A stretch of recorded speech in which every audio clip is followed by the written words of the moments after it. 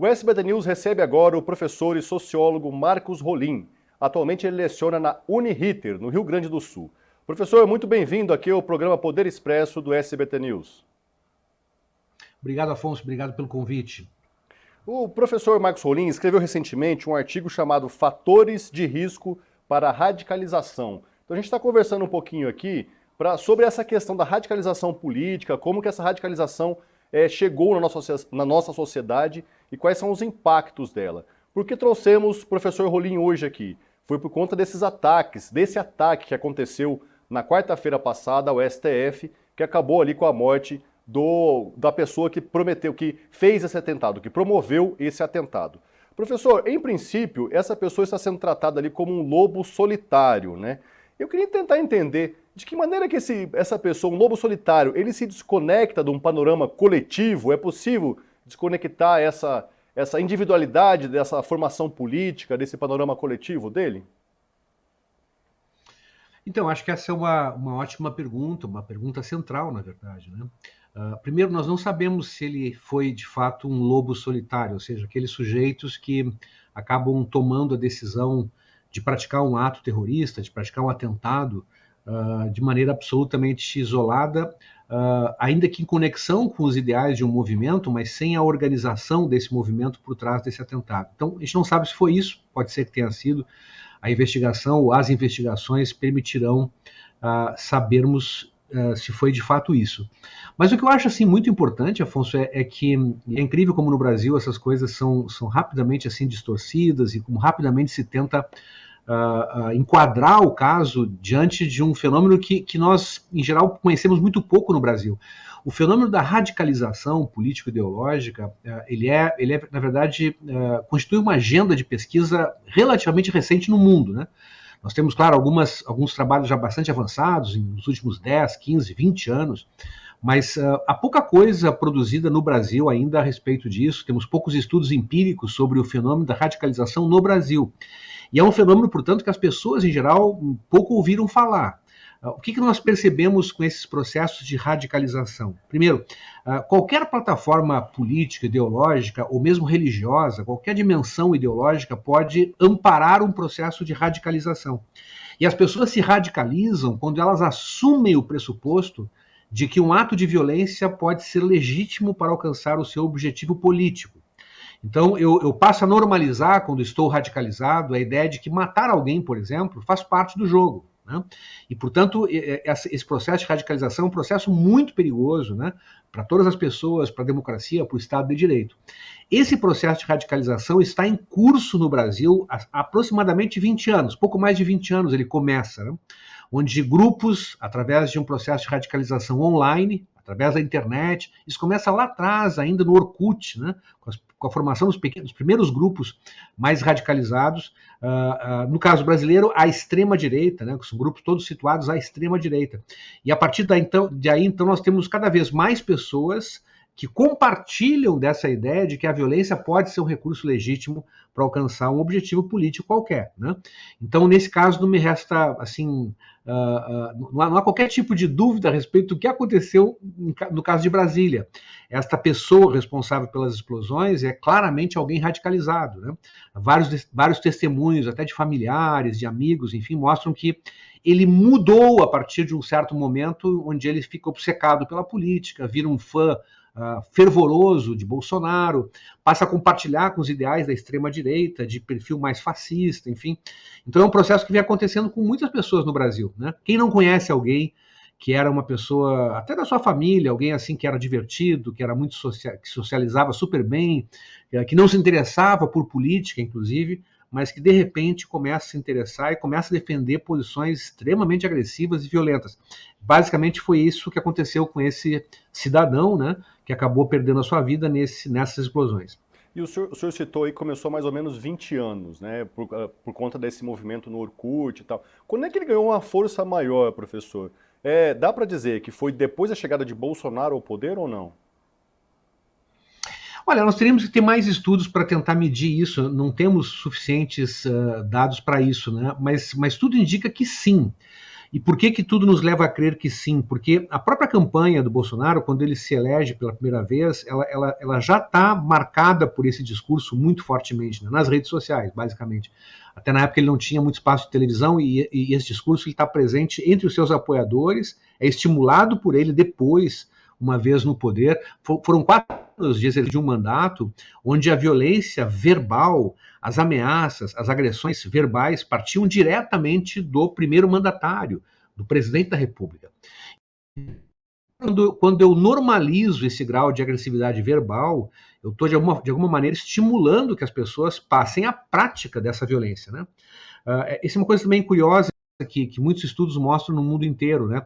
A violência contra as pessoas, a violência mais grave, o homicídio, a morte de alguém, por motivos políticos, ideológicos, nunca acontece como um raio no céu azul, né? Estava tudo bem e de repente alguém vai lá e mata outra pessoa. Não. Normalmente, quase sempre, essa violência ela é preparada por muitos anos de discurso violento, né? de verbalização de uma grande agressividade.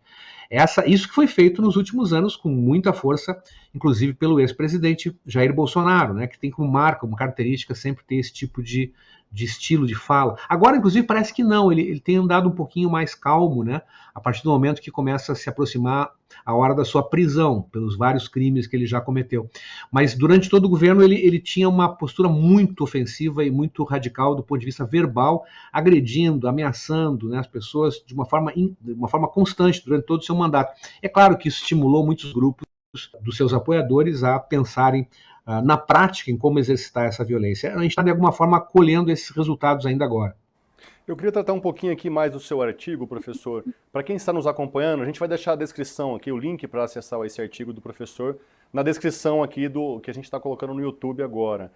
Eu queria só fazer uma pergunta específica ali com esse artigo. Os estudos que o senhor fez ali, os estudos revisados, eles identificaram alguns fatores comuns ali à radicalização, né? Entre eles aqui eu destaco ali a percepção da injustiça, o ativismo e também menciono ali elementos mais específicos, né? Com a percepção de superioridade desse grupo, né? Quando eu falo de superioridade, eu me lembro muito de supremacia branca, não sei se de repente se encaixaria nesse sentido aí desse artigo que o senhor nos expôs. Quais desses fatores aí o senhor considera que são mais predominantes aqui para o Brasil especificamente, professor? Olha, nesse estudo de revisão que eu realizei, de revisões sistemáticas sobre o tema de fatores de risco para a prática de atentados radicalizados, né, de processos de radicalização. Na verdade, se identifica vários fatores. Talvez no Brasil o mais importante entre os que tu mencionavas agora seja o tema, primeiro, dessa sensação de superioridade diante do adversário político. Há um momento no processo de radicalização que as pessoas deixam de considerar o outro, o seu adversário, como um adversário, passa a ser um inimigo, e esse inimigo deve ser destruído. Então a ideia da destruição do inimigo, né, que é típico da lógica de guerra, está muito presente nesse processo de radicalização brasileiro, né? Quer dizer, a gente viu muitas vezes as pessoas prometendo a morte do outro, desejando que o seu adversário político morresse, né? Então a ideia assim, de desejar a morte é uma coisa muito, muito presente no processo de radicalização. É como se as pessoas que pensam diferente, que têm outra ideia, não merecessem viver. Elas estão vivendo, mas não mereceriam viver, né? Então isso está muito presente no processo brasileiro. Há grupos radicalizados no Brasil que gostariam, se pudesse apertar um botão, que todos os seus inimigos políticos desaparecessem, né? Isso é um problema também seríssimo para a democracia, porque quando a gente chega nesse ponto, não há mais possibilidade de um debate, as pessoas não se escutam mais, ninguém se ouve, né? Então, basicamente, se trata de uma estratégia de guerra, de destruição do outro. Isso está em curso. E o problema da radicalização começa aí, né? Porque a gente sabe como é que essas coisas começam, mas não sabe como é que termina com elas, né? Como é que tu acabas com esse processo. Alguns países no mundo, o caso da Alemanha, mesmo dos Estados Unidos, estão trabalhando muito hoje, por exemplo, discutindo políticas de desradicalização. O que poderia funcionar do ponto de vista de política pública para que essas pessoas se desradicalizassem? Agora, não se tem certeza ainda sobre isso, o que funciona, o que não funciona. Então é tudo ainda muito recente nesse processo. Esses exemplos que a gente usou até o momento agora, a maioria, ou se não todos, eram aí de uma direita radical, né? O senhor identifica a esquerda radical aqui no país? Sem dúvida, eu acho que nós temos grupos de esquerda radicalizados no Brasil. A situação toda é que esses grupos são tão pequenininhos, né? são tão inexpressivos enfim, eles não enchem uma Kombi, né? Se você pegar assim, eu não vou citar nomes aqui porque não é o caso, mas tem algum grupo pequeno, um grupo de esquerda muito pequeno, por exemplo, que tem posições claramente radicalizadas no sentido de legitimação da violência, que aliás estabelece um ponto muito próximo de contato com os partidos da extrema-direita, né? Por exemplo, esse grupo defende o armamento geral da população. Eles acham que as pessoas todas têm que estar armadas, né? Por quê? Porque eles estão lidando com a ideia de uma revolução armada. Então esse é claramente um grupo radicalizado. Só que esse grupo não enche uma Kombi no Brasil, entende? Não tem um vereador eleito, não tem é um partido político sem nenhuma expressão. Que eu acho até que deveria se discutir muito a existência legal desse partido, porque do meu ponto de vista ele não poderia existir legalmente, porque ele é claramente contra o Estado Democrático de Direito, né? O problema no Brasil é que nós temos uma grande massa radicalizada, que é uma massa que se radicalizou à extrema direita, e esse grupo tem representação em partidos que são muito expressivos, que são fortes, que elegem bancadas parlamentares, que elegeram o presidente da República e quase o reelegeram, né? Então, no Brasil, o caso da radicalização é um fenômeno praticamente exclusivo da extrema-direita, em que pese pequenos grupos de extrema-esquerda ainda existam, mas sem qualquer tipo de influência ou de significação política, né? Menos mal, é um problema a menos, né? Em outros países, em outras regiões, nós podemos ter grupos radicalizados à esquerda, né? Já tivemos no Brasil grupos radicalizados à esquerda, né? Com posições muito à extrema esquerda, etc., que tinham alguma possibilidade de produção de dano, né? Não é mais o caso. O fenômeno novo, emergente no Brasil, em grande número de países do mundo, é a radicalização a partir de uma perspectiva de extrema-direita. Já que a gente está falando da direita radical ali, a gente está muito claro que ela ainda está muito mobilizada para atacar a democracia. Esse exemplo de quarta-feira é um maior deles até o momento, né? Qual seria o peso aí de uma anistia, por exemplo, a quem participou dos golpes, da tentativa de golpe de 8 de janeiro, na sua avaliação, professor?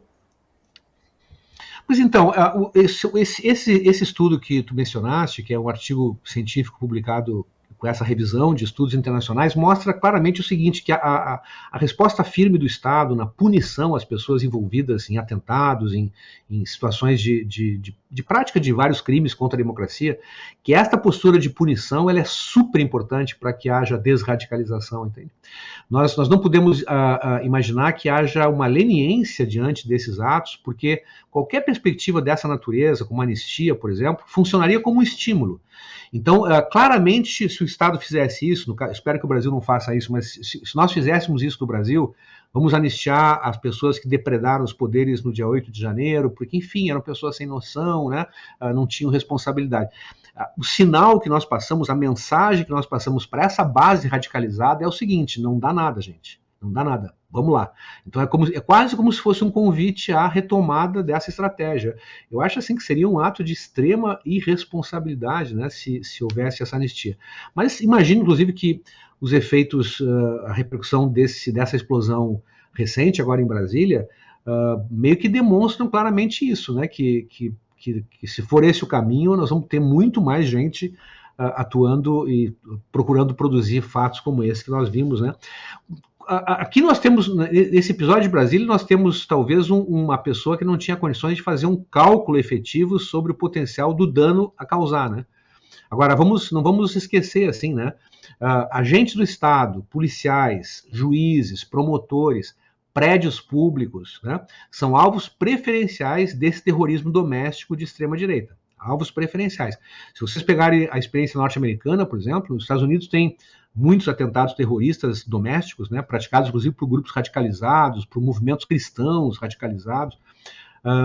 Se vocês pegarem, talvez o mais grave deles foi o atentado de Oklahoma City, né? O Oklahoma foi um atentado de extrema gravidade, o maior já produzido domesticamente nos Estados Unidos, por um cidadão, ou duas pessoas, na verdade, radicalizadas, e que tinham uma noção maior a respeito de explosivos, né? Eles lidaram com 500 quilos de explosivos numa van na frente de um prédio que praticamente foi destruído, com, enfim, danos e mortes, enfim, absurdamente alcançados por aquele atentado. Então, talvez essa seja a única diferença daquelas pessoas para esse cidadão que acabou não tendo o cálculo correto a respeito da dimensão do dano que ele imaginou causar, né? A gente está conversando aqui com o professor Marcos Rolim, ele é sociólogo, ele também é jornalista e foi deputado estadual e deputado federal. Levando toda essa sua biografia, professor, eu queria que o senhor fizesse uma avaliação ali, tanto por conta da sua formação política, mas também como comunicador, O que aconteceu ali? A sociedade, por muito tempo, normalizou ali o discurso de Trump, normalizou o discurso de Bolsonaro, a mídia, inclusive, normalizou esses discursos e estamos no ponto que chegamos hoje, né? É Trump voltando aí aos Estados Unidos e com um discurso cada vez mais radical, né? O que aconteceu? Quem errou nesse processo? Ou alguém errou nesse processo? Olha, eu não tenho dúvida assim que todos nós erramos, né? De alguma forma, cada um tem a sua responsabilidade, algo que a gente poderia ter feito e não fez, alguma coisa que fez e fez mal, fez errado, né? Na verdade, as disputas políticas num país, elas são, especialmente as disputas no mundo contemporâneo, né, elas são realizadas como se nós tivéssemos um tabuleiro de xadrez infinito, né? Não com dois jogadores, mas com múltiplos jogadores, muitos jogadores, cada um mexendo as suas peças, né, tentando inviabilizar ou dificultar os movimentos do seu adversário. Então, algumas coisas que nós estamos vendo hoje começaram a ser construídas muito tempo atrás, lá atrás, né? Também por erros praticados pela esquerda, por exemplo, né? A esquerda brasileira praticou muitos erros, né? Foi arrogante e muitas vezes continua sendo, né? Não faz autocrítica dos seus próprios erros, não admite as suas debilidades, as suas falhas, né? Passa uma ideia muito ruim assim para a sociedade de que ela não aprende, de que ela não muda, né? E eu acho que essas coisas acabam também pavimentando o terreno para o surgimento de um discurso antissistema, um discurso que é contra tudo aquilo que está aí, né? E esse discurso hoje está na mão da extrema-direita, também por conta de um vazio que foi deixado à esquerda. A esquerda acabou se transformando um pouco, na minha opinião, numa defensora das instituições, né? Embora é evidente nós tenhamos o dever de defender instituições democráticas, mas a nossa identidade, a identidade política, a identidade de um grupo, não pode se identificar com o sistema quando essas instituições são frágeis, né? Então eu, por exemplo, tenho muitas críticas às instituições brasileiras, acho que elas em geral funcionam muito mal, né? Elas são elitistas, elas são muitas vezes antirrepublicanas, elas escondem privilégios, têm muitas distorções. Quem está propondo a correção disso? Quem está procurando enfrentar esses problemas? A esquerda poderia ter essa agenda, né? Mas nas últimas décadas ela meio que se afastou dessa agenda e passou a ser basicamente uma defensora dessas instituições, o que a transforma de alguma forma também em defensoras de várias injustiças praticadas por essas instituições. Eu acho que esse é um tema importante para a gente pensar, sabe? Não tenho a pretensão assim de ter a verdade sobre isso, porque a gente está aprendendo o dia inteiro e não sabemos, né? Não tem uma receita, né, para oferecer, mas me parece assim que é importante reconhecer que nem todas as pessoas que acompanham os grupos de extrema direita são de extrema direita, né? As pessoas às vezes elas se identificam com o discurso porque percebem que ali há algo que diz respeito à sua vida, que há algo de verdadeiro nesse discurso, né? E sempre há alguma coisa, nem que seja uma especulação com um tema que é verdadeiro, né? O tema da corrupção, por exemplo, né? Não é possível que num país como o Brasil, onde há tanta corrupção, ela está espalhada em todo o tecido social, que não haja grupos de esquerda profundamente empenhados em combater a corrupção, ou que esse tema tenha deixado de ser tão importante assim, né? Ele segue sendo muito importante, mas hoje essa é uma bandeira que está muito assim, quase que monopolizada na mão de grupos de extrema direita, que dão a esse tema um tratamento obviamente equivocado, né, demagógico, mas que radicalizam as pessoas em torno desses temas, em torno de críticas que são muitas vezes corretas. Então, eu acho que todos nós falhamos de alguma forma. Eu acho que só para concluir, Afonso, sobre isso, permite só te dar um depoimento que eu acho que historicamente é importante. Talvez eu fui deputado por um mandato, deputado federal por um único mandato, né? Embora tenha tido 18 anos de mandato como estadual e como vereador, mas como federal tive só um mandato. E na época eu fui deputado junto com Jair Bolsonaro, ele era deputado também, né? Aliás, tínhamos gabinetes próximos ali na Câmara dos Deputados.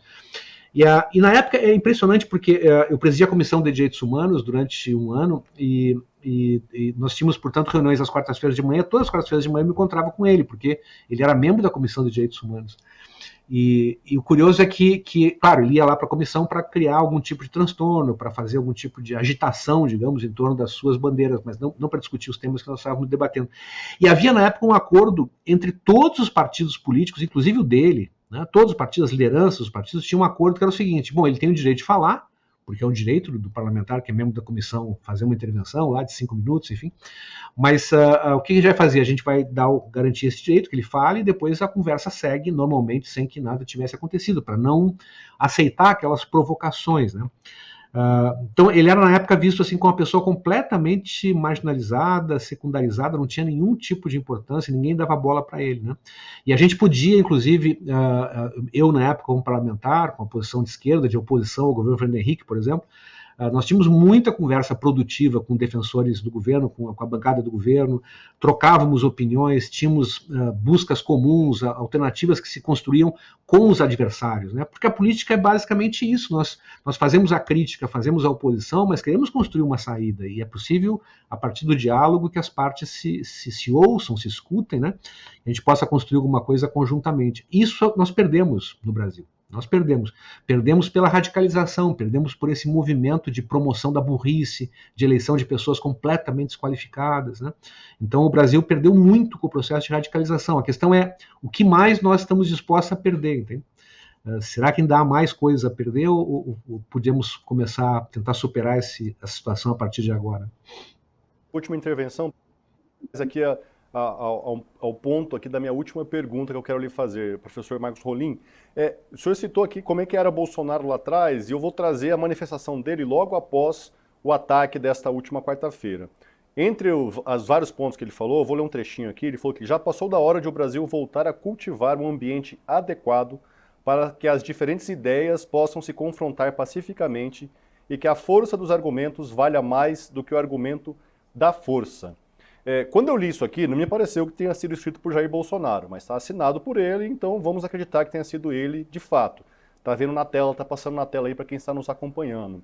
A minha pergunta é, professor, como a gente faz para desradicalizar esse país? E é possível acreditar que esse tipo de discurso de Bolsonaro e parte dos seus aliados vai seguir aí nos próximos dias, semanas e meses para ajudar a diminuir essa tensão? Olha, seria ótimo, né, que isso fosse um sinal de uma mudança. Eu acho que seria uma notícia alvissareira, né, se nós tivéssemos de fato essa convicção e isso pudesse desdobrar em um outro tipo de atitude. Eu faço voto mesmo que isso possa acontecer, estou falando bem seriamente. Eu só não acredito muito, Afonso, porque eu acho assim que, na verdade, essa declaração ela foi dada dentro de um contexto que é muito particular, que é muito específico, que é o seguinte: há um esforço muito grande hoje dos grupos bolsonaristas para garantir a aprovação de uma anistia aos condenados pelo 8 de janeiro. E essa aprovação da anistia ela é decisiva também para o Bolsonaro, porque se houver uma anistia para os condenados de 8 de janeiro, por que ele mesmo, né, como um dos participantes, né, como uma das pessoas que esteve por trás daquele movimento, que estimulou o engajamento, enfim, dos seus seguidores, que nunca, aliás, disse uma palavra de reconhecimento da vitória da eleição de Lula, que não aceitou isso, né, que saiu do Brasil, não passou nem a faixa para o seu sucessor, ele seria beneficiado também por isso e quer o benefício, né, desse perdão, né, pelos todos os crimes que ele praticou e em torno dos quais ele está sendo investigado no STF. Então há uma conjuntura muito particular hoje que faz com que Bolsonaro tenha essa palavra, digamos, mais de apelo à democracia, né, de convívio pacificado, etc., porque ele interessa, nesse momento, esse tipo de construção. Mas ali adiante, evidente que não alcançado esse objetivo, assim que ficar claro que esse objetivo não vai ser alcançado, vocês podem me cobrar, vocês verão que esse discurso não vai aparecer mais. Aparecerá um outro discurso, né? Aquele de sempre, que é o discurso do tensionamento, do ataque ao STF e da busca por uma ruptura com a democracia, que é no fundo o seu objetivo de décadas, né? Eu me lembro assim de uma entrevista que ele deu quando era deputado, muito jovem ainda, né? Propondo claramente isso, né? De que se chegasse ao poder, ele daria um golpe imediatamente, porque a democracia não funciona, né? Que o erro da ditadura militar não foi ter torturado as pessoas, mas não ter matado as pessoas, deveria ter se matado 30 mil pessoas, né? Então, enquanto ele não fizer uma autocrítica sobre essas declarações, enquanto ele não dizer que afirmou coisas absurdas, enquanto não pedir desculpa por esse absurdo que ele já disse, né, não dá para acreditar em nenhuma manifestação democrática desse cidadão. Perfeito. Professor Marcos Rolim, sociólogo, jornalista, ex-deputado, ex-vereador, dando as suas contribuições aqui para falar sobre a radicalização, os movimentos mais radicais, não só do país, mas ele fez uma análise aí um pouco mais ampla também. Só lembrando que quem tiver interesse, a gente vai colocar o link aqui para acesso a esse último artigo científico do professor Rolim.